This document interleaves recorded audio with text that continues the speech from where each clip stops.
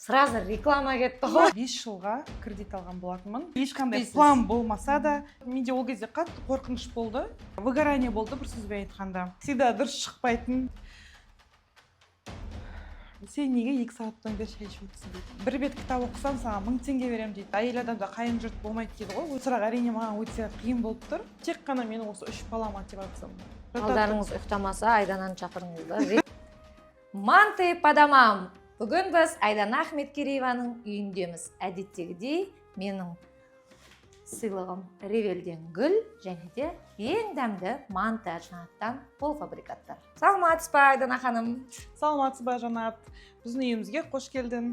Рахмет. Мен әдеттегідей сыйлығыммен келдім. Ревелден осындай сізге әдемі гүл және де біздің манты Жанаттан әдемі корзина. Рахмет үлкен. Біздің ең сүйікті өнімдеріміз манты Жанат өнімдері, себебі таза еттен жасалғасын.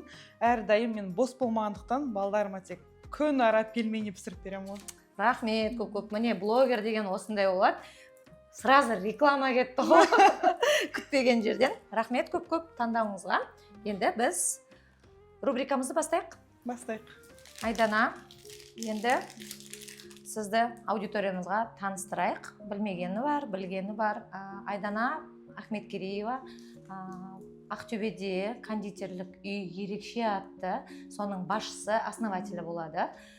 Және де одан бөлек Ақтөбеге белгілі блогер болып келеді, және де 3 балапанның анасы. Ал сіздің қосарыңыз бар ма? Менің алып қосарым жоқ.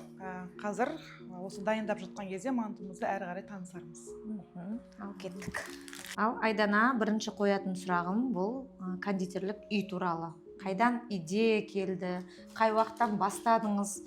Үйден басталған ба? Я болмаса бірте келді ма бұл идея? Я мотивация біреуден алдыңыз ба? Аты қалай қойылды? Сол жөнінде айта кетсеңіз. Негізі мен осыдан 10 жыл бұрын үйден айналысқан болатынмын. Өзім үйден пісіріп, заказға қабылдап, бірақ енді ол кезде балаларым кішкентай болды. Сонымен барлығын өзім жасап, шаршап кеттім ба, посуданы да өзің жуасың, түнімен заказ пісіресің, түнгі 3-4-те ұйықтайсың. Үйдің барлығы кәдімгідей шашылып жатады қашан көрсең де. Сонымен сол нәрседен шаршап кетіп, мен барлығын тастап кеткен болатынмын. 10 жыл бұрын, выгорание болды бір сөзбен айтқанда. Сөйтіп, бірақ әр жағымда, мен түпкі жағымда пісіруге деген махаббатым бар екенін білемін. Өзім де осы блогты бастағанда фуд-блогер болып бастадым. Карантин кезінде рецепттермен бөлісіп, и мен ішімде білдім, не де болса, қандай нәрсемен айналыссам да, түбі осы пісіруге қайтып оралатынымды. Сөйтіп, 2024 жылы маған жүрегіме Алла тағала қайтып ой салды. Осы кезінде пісірген тағы да тәттілерінді халыққа тағы да ұсын деген сондай ой келді.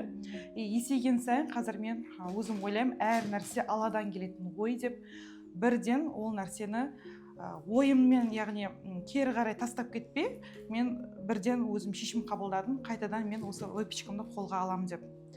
Сөйтіп ойлана келе аудиторияма шығып айттым, қайтадан пісірсем қалай қарайсыздар деп. Барлығы жақсы қабылдап, менің бір жақсы қасиетім ба, мүмкін жаман қасиетім ба, мен сол күні ойлаймын ба, таңертең бастап кетемін.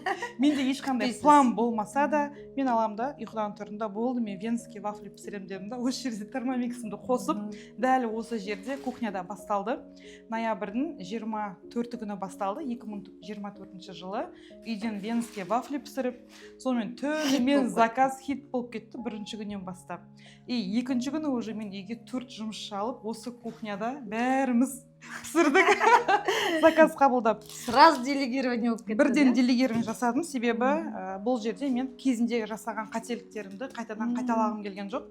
Сол себепті бірден үйге қыздар көмекшілер алып, осы жерде венский вафли пісіргенбіз. Неше түрлі курьерлер келіп тұрады. Сөйтіп, қандай название қойсақ екен деген ат болады. Сонымен менің құрбым Жанар үйіне барып кешкісін звондайды, мен түсіндім дейді, сенің вафлиіңда, сенің дрожжевой тестында бәрі ерекше ғой дейді да. Сол себепті сенің осы кондитерлік дүкен ашсаңда аты ерекше болсын, ерекше дәм деп, ерекше болсын деп, сөйтіп ерекше деп атын қойдық. Күшті, керемет. Және де жаңағы сұрағымыз жалғастырып жіберсек, ерекше кондитерлік үйі қашан ашылды?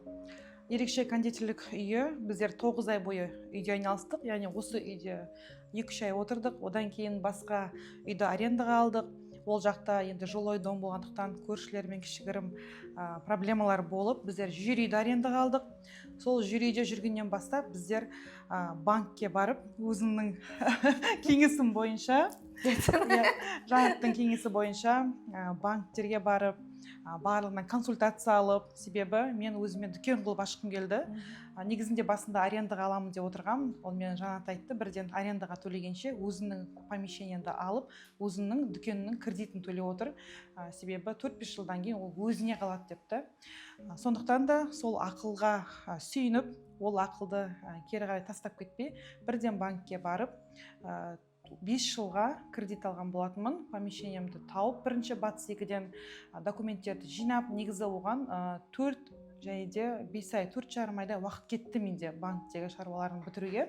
Бірақ Алланың қалауымен кредитті беріп, осы дүкенімді ремонт жасап, сентябрьде 2026 жылы ашылдық. 2025 жылы. 2025 сентябрь. Дүкенімізді ремонттап, сентябрьде 2025 жылы официально ашылдық. Күшті, құтты болсын. Рахмет. Құтты, берекелі кәсіп болсын деп айтам. Негізі, айта кеткім келіп тұр оқырмандарға. Сол кезде мен ол магазинді қайдан алам, мен қалай ол оформить етем, мен қалай төлеймін деген көп адамдарда қорқыныш болады да. Бірақ жолға түссең, Аллах тағала керекті адам жібереді, керекті помещениені жібереді да, есіктерді ашады да. Өзің де сонымен кездестің. Банкке бардың банкке, одан кейін саған дүкенде өзің армандағандай қолайлы жерде табылды да. Үйіме де, мектепке де жақын жерден. Яғни тәуекел жасау керек деп ойлаймын ең бастысы. Тәуекел жасап, арманыңызға тоқтамау керексіз. Одан да өздеріңізге инсайт алыңыз. Так что бәрі қорқыныш болып көрінгенмен, бәрі қол жетерлік затты. Ал Айдана, келесі сұрағым, тамақ пісіруді кішкентай кезінен жақсы көресің ба? Мен кішкентай кезінде тамақ пісірген жоқпын да, бірақ тәттілер пісіретінмін. Үйде чудо печка болды мамада. Папа мен мама мен саудамен айналысты. Олар үйде болмайтын көбінесе. И Ақтөбеден зат тасиды. Біздер Хромтауда тұратынбыз. Осы Ақтөбенің қасында, Хромтау ауданында. Мен мамалар келем дегенше чудо печкеге зебра тортын пісіретін әлі есімде. Яғни мамамды қуанту үшін шаршап келгенде, сол кішкентай болсам да мамамды қуантқым келіп, солай зебра пирогын жасап қоятын, және де булочки, рогалики жасайтынмын. Оны еңбектен үйрендің ба? Жоқ, оны былай өзім, бірақ ешкім үйреткен жоқ. Өзім соған қарағанда қызығушылығым кішкентайымнан болып тұр. Ол кезде интернет жоқ. Интернет жоқ. Кім үйретті? Қайдан үйрендіңіз? Сөздің шындығына келгенде ешкім үйреткен жоқ. Білмеймін, өзім араласып. Зебраны туғаннан білдім. Бірақ мама зебра тортын істеген жоқ. Мен қазір оны есіме түсіре алмаймын да кім үйреткен. Потому что я сама пекла зебру, но у нас учили труд, урок был. Жоқ, бізде еңбекте болған жоқ ондай. Соны пісіріп қоятын әлі есімде мен. Мамалар келем дейді. Ол дұрыс көтерілген жоқ, бірақ всегда дұрыс шықпайтын. Кейде ана рогаликлар қатты болып, потому что чудо печка дегенде градусы жоқ, қалай қойып қоясың, сол бойынша піседі. Так, сосын бала Айдананың арманы қандай болды? Менің арманым кішкентай кезінде мұғалім болу. Қатты армандайтынмын, өскенде мұғалім болам деп сіңілдерімді, інілерімді үйге қонақ келсе бәрін отырысып қойып мен мұғалім болам. Барлығын балалар қылып, кәдімгі дайындалатынмын. Жұрнақ, жалғау деп балаларды үйреткен жақсы көретінмін негізінде. Анаңыз да? Мұғалім ба негізі? Сондай арман болған шығар да мүмкін? Жоқ, ол кезде мамам мен шуа біткеннен көзімді ашқанда мамалар саудамен айналысқан ғана көрдім. Потом Бердіректе ата-анам қазір енді сауданы тастап, одан кейін анам мұғалім, өзім папам тоже жұмыс жасайды.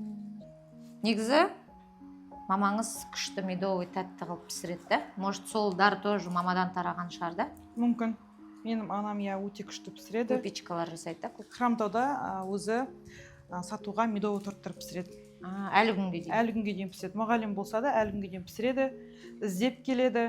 Алматы, Астанаға 4-5-ден студент балаларына беріп жібереді. И это нравится, да? Ей нравится. Ол ақша табудың несі емес па, да? Просто өзіне хобби, қатты да? ұнайды. Ал енді отбасыңа қарай оралатын болсақ, Айдана, өкінішке орай жолдасыңнан ерте қалдың. шатаспасам 5 жыл болды. Иә, 5 жыл болды. Сол күйеуге шыққан Айданаға оралсақ, қыз Айданаға оралсақ, қалай таныстың жолдасыңмен, қандай қылығымен сені баурап алды, сен қандай келін болдың? Әрине бұның қазір еске алған оңай емес, бірақ оқырмандар үшін өте сол сұрақ қызықты.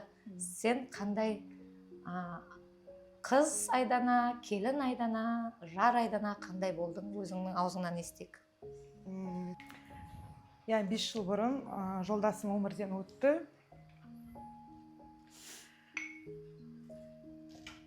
Біздің 3 баламыз бар. Қазір үлкенім 10-да, екінші қызым 9-да, одан кейін ұлым 6 жаста қазір, Аллаға шүкір, 3 балам бар. Әрине, мен бақытты жары болдым деп айта аламын өзімді. Балаларым өте бақытты, өмірдегі өте бақытты балалар болған шығар. Себебі әкесі өте күшті тәрбие берді. Балаға қажетті барлығын әкесі кішкентай ғана өмірінде барлығын беріп үлгерді деп айта аламын. Бұл сұрақ әрине маған өте қиын болып тұр, бірақ енді оқырмандар үшін жауап беруге тырысамын сіздерге. Қазір 5 жыл уақыт өтсе де, айтады ғой, уақыт емші деп, уақыт емші емес, адам тек солай өмір сүруді үйреніп кетеді екен.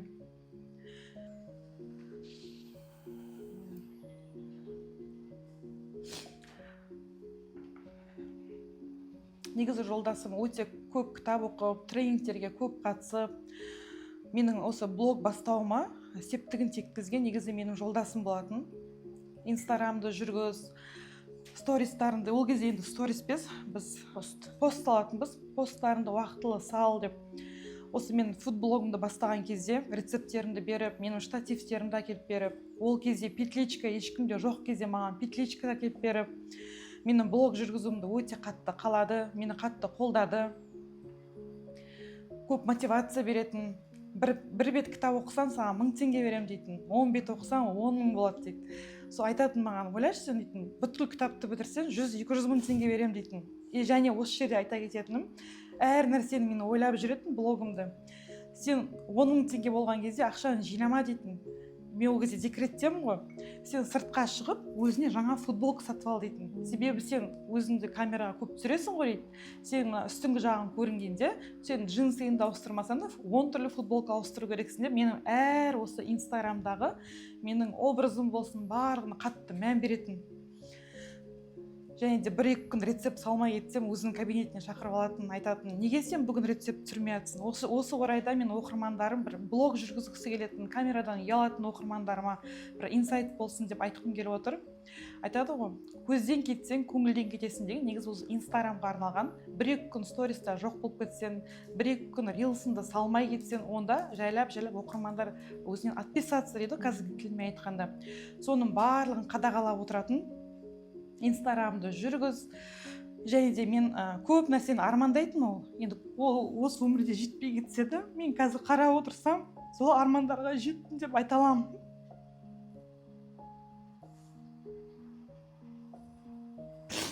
Себебі маған айтатын, біздің өзіміздің кезінде коммерческий помещениеміз болған Батыс 2-де.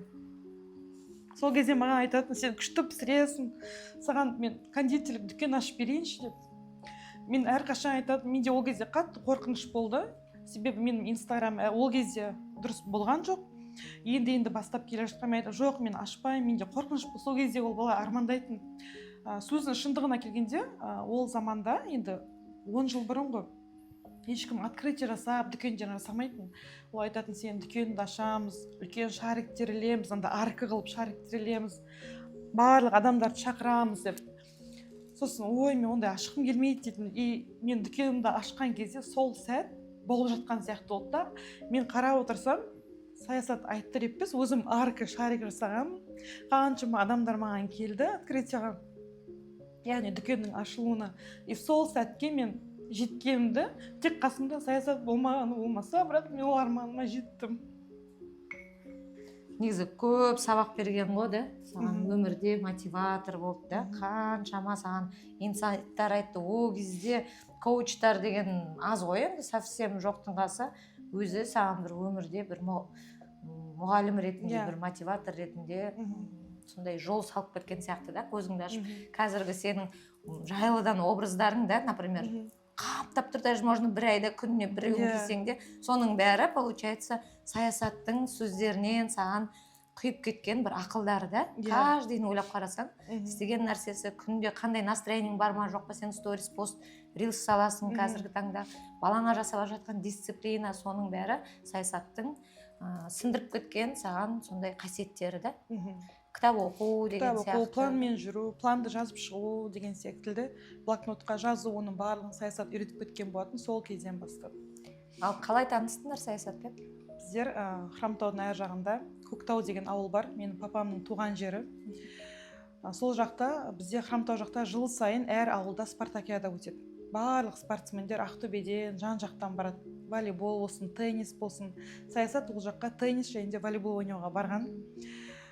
И біздер Хромтаудамыз ол кезде. Таңертең папамның туған жері ғой, енді ауылында спартакиада болып жатыр. Бізді таптан атпай оятады Ақнұр екеумізді. Мен сіңілім бар, менен кейінгі 1 жас кішкентай. Жүріңдер Көктауға барамыз дейді. Мен ол кезде Каптехқа түсіп, 1-ші курсты бітіріп, жазда үйге келген кезім, каникул кезінде. Сосын ой, мен бармаймын деймін, ұйқымды қимаймын. Папа қой, барасыңдар деп екеумізді оятып тұрып алып кетеді ғой. Настроением болмай барады негізінде.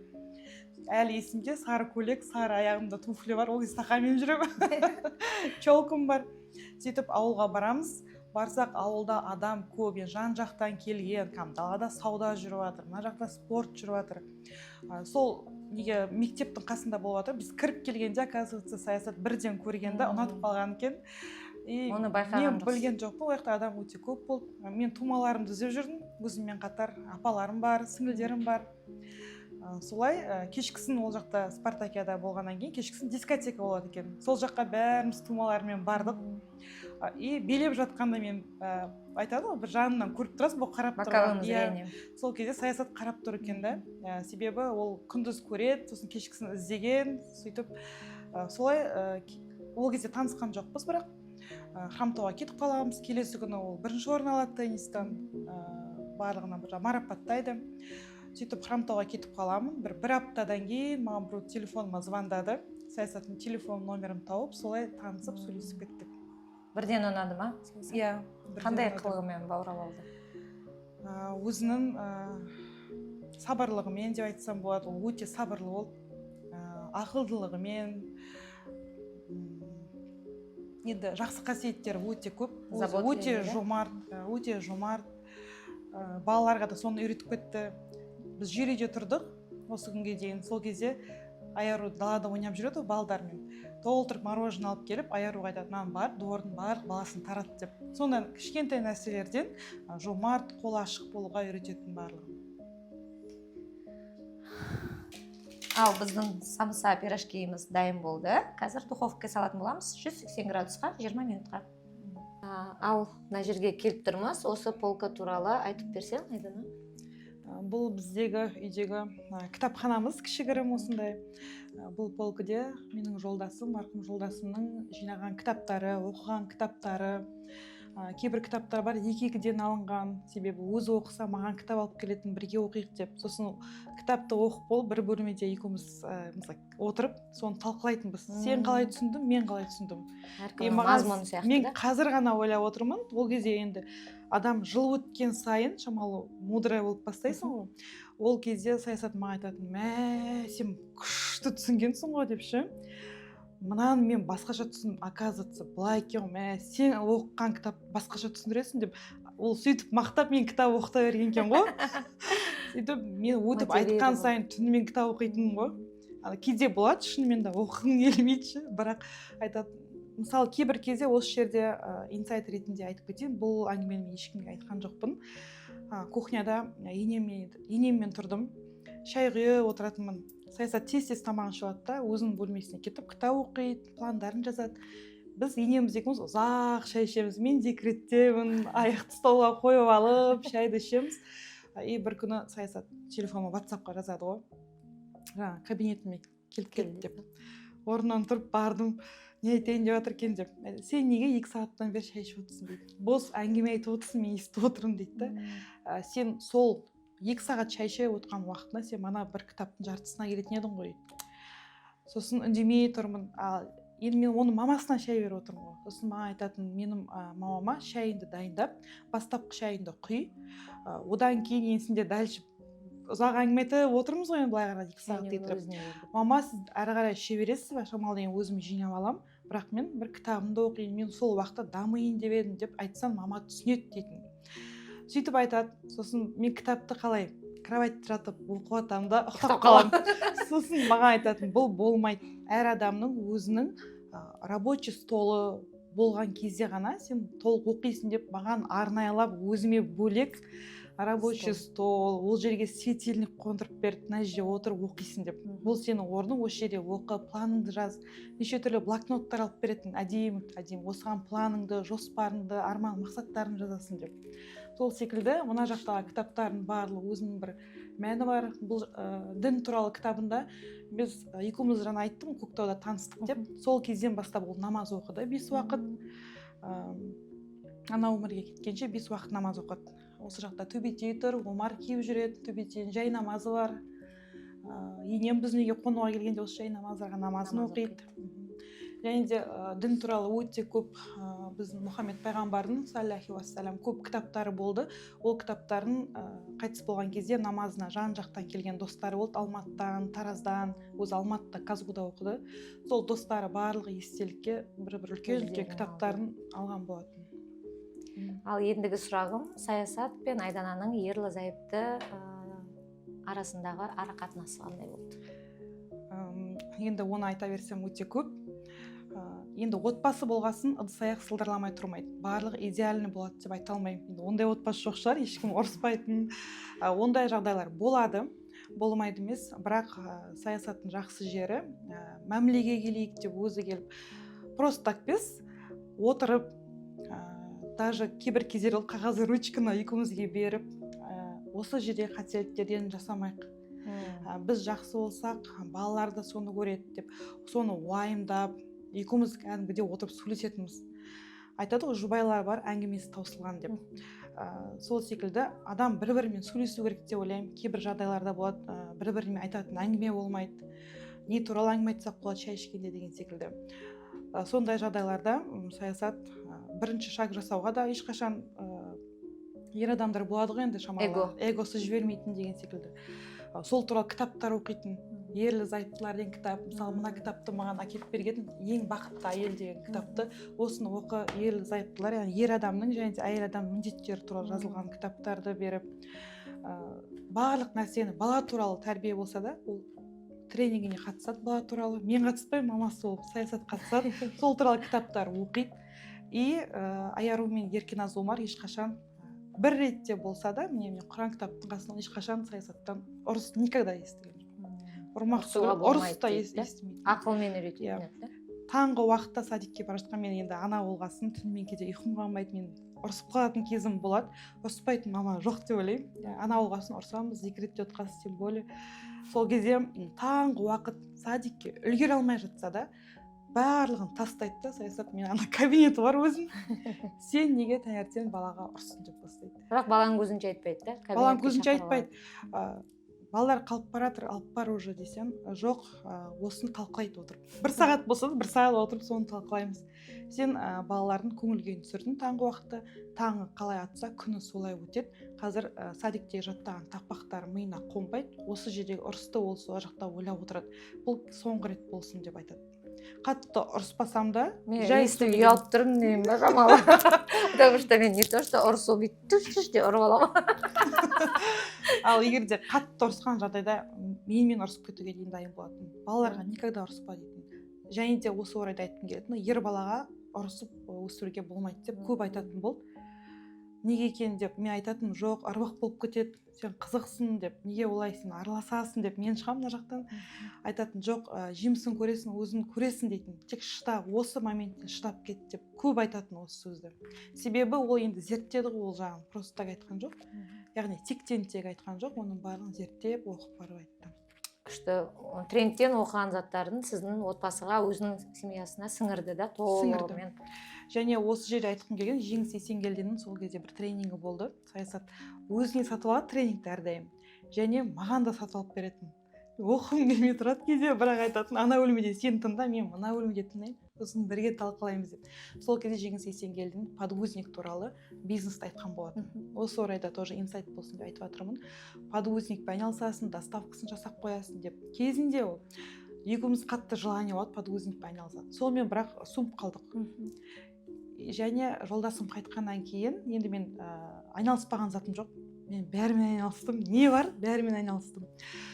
Енді 3 баланы асырау керек деген секілді. Сол кезде мен Құдай қалай жасап қойғанын білмеймін. Мен подгузникпен айналыстым.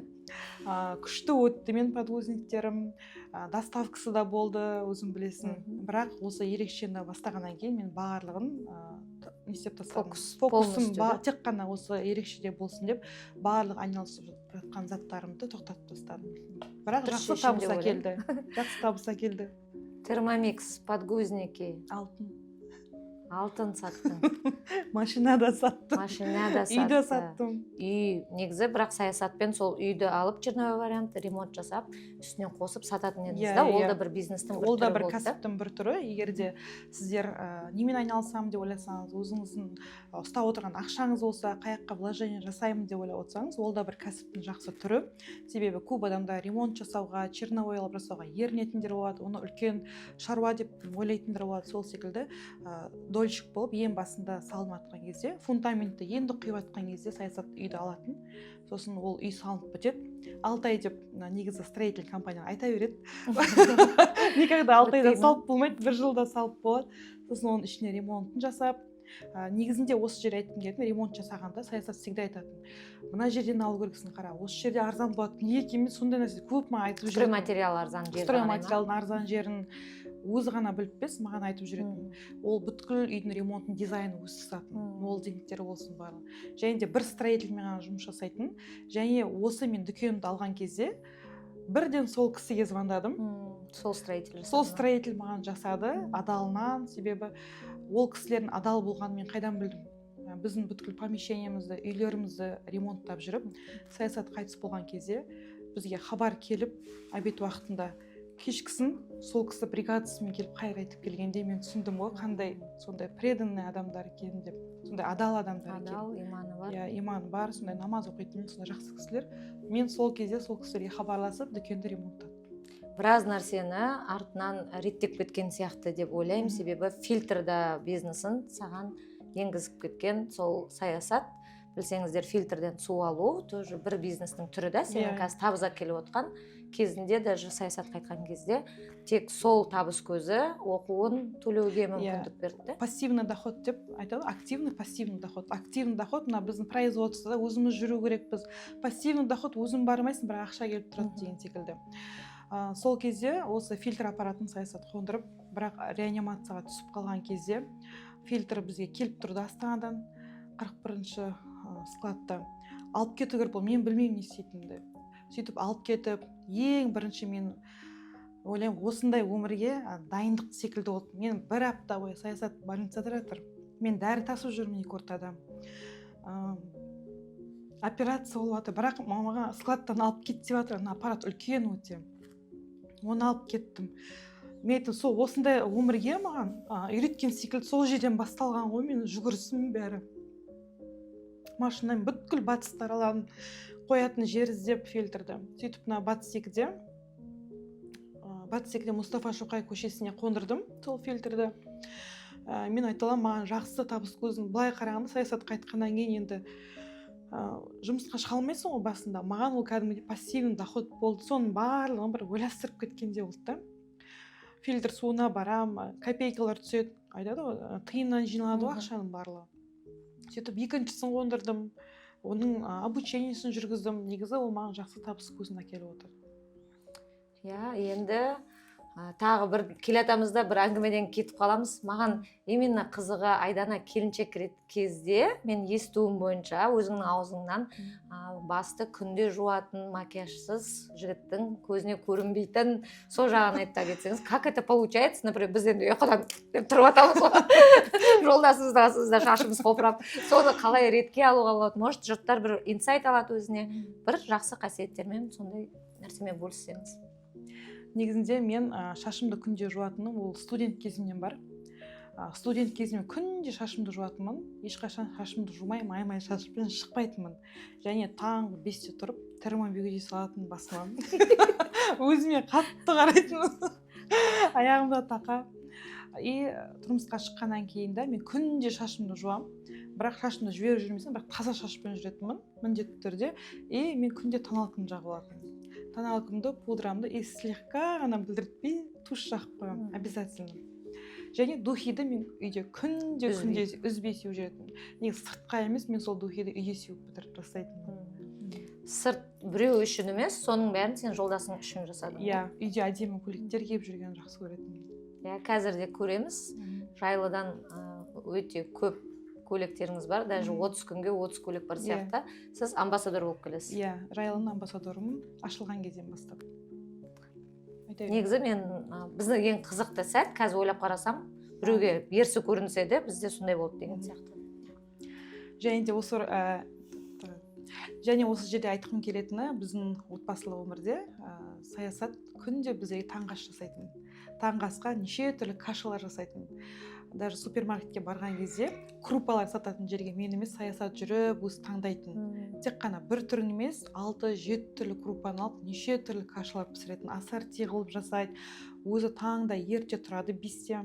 Ең бірінші жүгіреді. Болашақ Кеңдала жақта жүгіреді. Және мен аэропортқа баратқан жақта, Бөгенбай Батырға барғанда сол жақ маған әлі күнге дейін ыстық. Себебі саясат сол жақтары жүгіретін, Малбазар жаққа қарай жүгіріп қайттым бүгін деп сөйтіп айтатын. Келіп жаттығуларын жасайды, медитация жасайды. Мен ойлаймын, даже әйел адамдары медитация жасамайды деп. Саясат медитация ол уақытта ешкім бөлмесін түртпеу керек болды. Таңғы уақытта жасайтын, пландарын жазады. Яғни мына жақта мен көріп тұрғанда «Магия утра» деген кітап бар. Бұл кітапты оқыған кезде первая половина дня, яғни күннің ең бастапқы обедке дейін көп нәрсені бітіруге болады да. Осы кітапты оқып жүретін және таңғы уақытта тұрып барлығын түске дейін жасап тастайтын. Және өзінің дисциплина деген негізінде халыққа үйретемін деп дайындалып жүрген еді негізінде. Және бірақ халыққа үйретпесе де сол дисциплинаны біздер үйде балаларым 8:49-да ұйықтап қалады. Кешкісін таңертең ерте тұрады мектепте. Нешеде қайтып айтып жүріңізші, нешеде ұйықтап қалады? Кешкі 8 және 9-да ұйықтап қалады. Мама, 8:45-те уже жатыңдар деймін, және де біздің үйде. Ой, тихий час без спокойной ночи. 8:40-да ұйықтайсыңдар дегенде бізде ұйықтамайын, жүре тұрайын деген әңгіме олар айтпайды. Уже үйренген, өздері әркім бөлмесіне барады да ұйықтап қалады. Балдарыңыз ұйықтамаса, Айдананы шақырыңыз да, реттеп береді. Және бұл жерде ешқандай айқай ұрыссыз, тек уақыт болды жатасыңдар дегенде, уже олар 9-да ұйықтап қалады. Оны менің барлық таныстарым, туғандарым біледі. Біздер ерте ұйықтап қалатын балдар. Өзім кеш ұйықтасам да, бірақ балдар ерте. Мен ұзақ саясат айтатын, сол кезде гормондар жақсы бөлінеді, адам ерте ұйықтау керек деп әрдайым айтып отыратын. Және біздің үйдегі ең бірінші айта кететін, әлі күнге дейін жақсы естелікпен алам. Үйде кашаны жаңа айттым, саясат пісіретін еді деп. Таңғы уақытта тұрған кезде біздер енеміз екеуміз саясаттың кашасын жеп отыратынбыз. Кейде тұрамда мысалы көремін, бірінші газге қарайсың, үстінде өзінің мынандай қазаны болды кішкентай. Бүгінге каша жоқ па не деп солай айтатынбыз. Себебі біз әбден үйретіп тастады. Балалардың кашасына алма, банандарын қойып, украшение жасап беретін. Және екінші завтракте балаларға творог араластырып, оны залға бәрін дайындап, балдарға алдарын алып баратын. Соны айарулар да соған үйренген. Ал өстіп әңгіме айтып тұрғанымызда мантымыз да дайын болды. Кухняға өтіп қарайық мантымызды. Бәрі дайын болды. Біздің самсаларымыз, мантыларымыз. Менде енді шамалы сұрағым қалды. 1-2 сұрақ, соны қойып тастайын. Айдана, енеңмен ара қатынасың қандай? Енеммен ара ара қатынасым өте жақсы. Жолдасым қайтқаннан кейін де біздер 1,5 жыл бірге тұрдық. Кейін қазір мен 3 баламмен тұрамын. Енем де осы батыс екіде тұрады. Бізге келіп тұрады демалыста, немесе демалыста балалар барады. Омар әжесін қатты жақсы көреді. Біздер саясат үйдің кішісі болғандықтан кезінде бірге тұрған болатынбыз. Қазір де ара қатынасымыз өте жақсы. Қазір енесі мен келін емес, қызы мен мамасы сияқты болып кеттік. Жанашырда мен көрем стористерде даже манты дайындап қояды, айдана сен шашап жүрсің, әйтеуір көңіліңе қарап балдарды бағысуға всегда старается, да? Иә, дәл сол. Денсаулық тілейміз саясат мамасына, шауып қолдап жүре берсін, батасын беріп. Рахмет. Және де енді қайын жұртымен балдарды жаңағы өзінің жұртымен араласу жағына қалай қарайсың? Мен балаларымның өзінің тумаларымен, өзінің туғандарымен, өз үйірінен алыстамауға барымды саламын әрқашанда. Тумаларды шақырып, немесе балаларды тумаларына алып барып, әрқашанда сондай жақын қарым-қатынаста, және де әр нәрсеге мән берем. Мысалы, үйге қайным мен келінімді шақырып, оның балалары келіп, сол жеке-жеке әрқайсымен танысып, сөйлесіп, бала өзінің тумаларын, яғни өзінің қандарын ұмытпасын деп, соған әрқашанда мен өзімнің, яғни өз жағымнан әрекетті әрдайым жасап отырамын деп айта аламын. Және де осы орайда айтқым келеді, енді әйел адамда қайын жұрт болмайды дейді ғой, өз жұрты. Яғни жолдасым жақтың барлық тумалары өте керемет адамдар. Қай-қайсысы осыда сыйлайды, әрқашанда мені ұмытпайды. Қонақтарына болсын, барлығына мені тастамай шақырады. Өте жақсы араласамыз. Қолдаулары жақсы. Өте жақсы араласамыз. Және де енді бәрі, былай қарасаң, әр адамда енді әртүрлі проблема болады ғой. Айтады, төрт құбыласы түгел болмайды. Сондай бір ойға бататын күндеріңіз болады, переживание, жаңағыдай выгорание, өз-өзіңізді аяу болады, енді по-любому адам болғасын. Сондай кезде аяққан қайтып тік тұрып кетіп, жұмыс жасап кету, шаруаңызды әрі қарай реттеп істеп кету, қалай ол, немен мотивация аласыз, как вы себя обратно в жизнь итермелейсіз? Қиын, шынымен де сіздің именно тағдырыңыз, ол оңай емес, ешкімнің басына бермесін. Вот сондай кезде енді сізбен тағдырлас адамдарға не дейсіз, қалай күшті қайдан аласыз? И тағы бір сұрақ, сразу сұрай кетейін, бірге жауап берсеңіз. Жалғыз басты аналарға айтатын советіңіз, кеңесіңіз? Күшті қайдан аласыз дейсіз? Негізінде адам болғандықтан, пенде болғандықтан бәріміз шаршаймыз, бірақ шаршаймын деп айтуға қорқамын Алла тағаладан. Себебі айтады, Алла тағала сынақ бергенде шаршап жүрсің ба, онда мен саған тағы да шаршатайын деп, тағы да одан да ауыр сынақ беруі мүмкін да. Енді менің өмірімде осындай сынақ болды.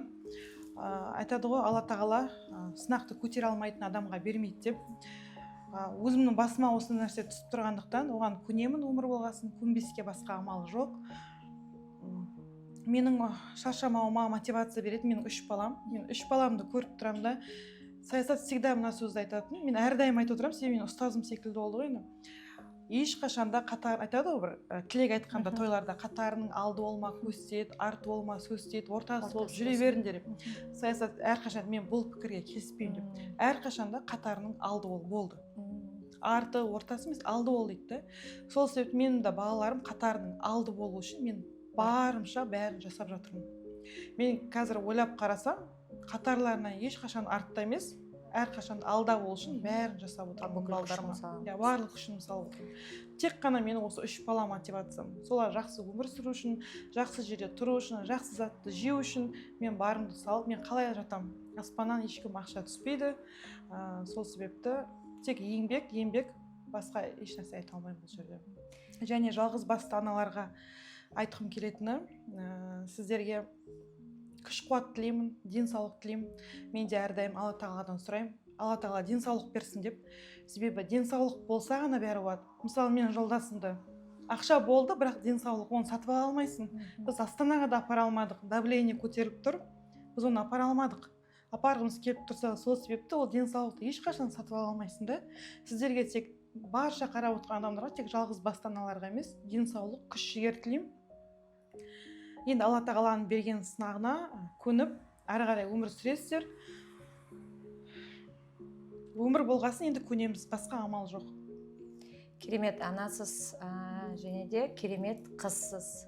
Сіз отбасыда неше баласыз? Біздің отбасымызда 4 қызбыз. Мен үйдің үлкенімін.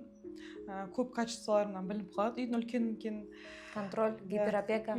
Контроль даже үйде ғана емес, яғни өзіміздің чатымыз бар ғой.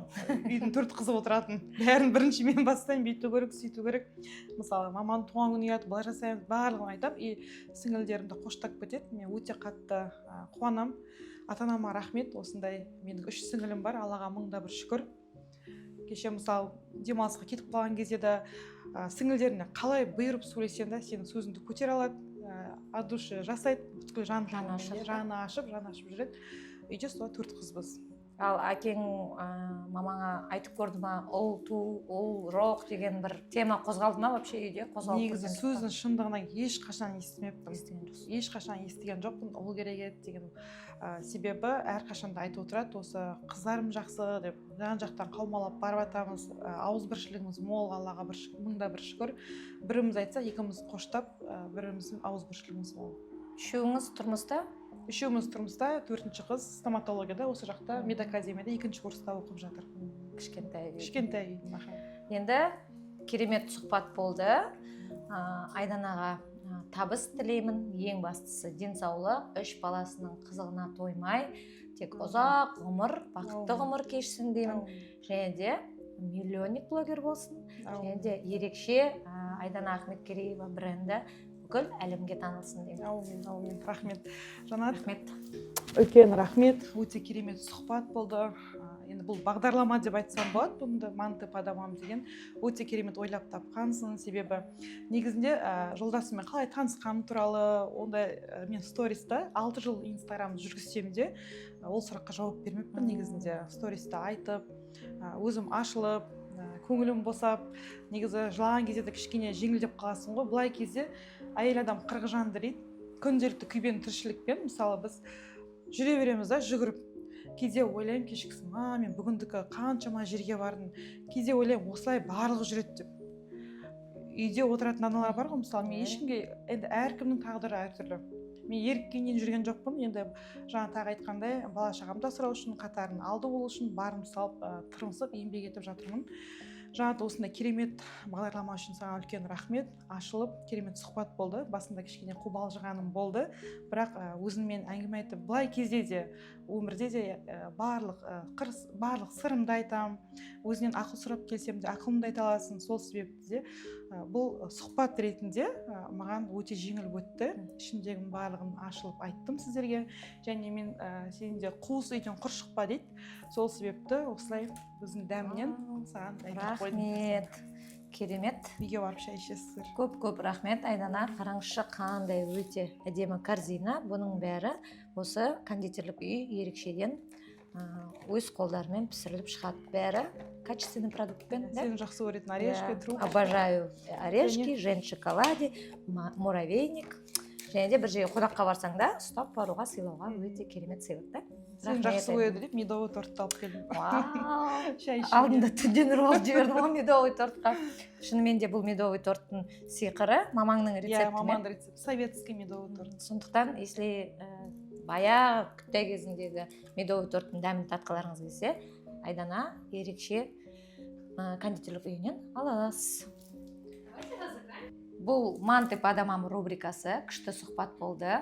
Оқырмандарымызға айтарымыз, комментарийға күшті тілек не болмаса комментарий қалдырып, менен полуфабрикат ұтып алыңыз. Және біздің кондитерлік дүкеннен сіздерге советский медовый торт. Біз сіздің комментарияларыңызды күтеміз, және де әрі қарай кімнің үйіне баратыныңызды комментарийға жаза кетіңіз.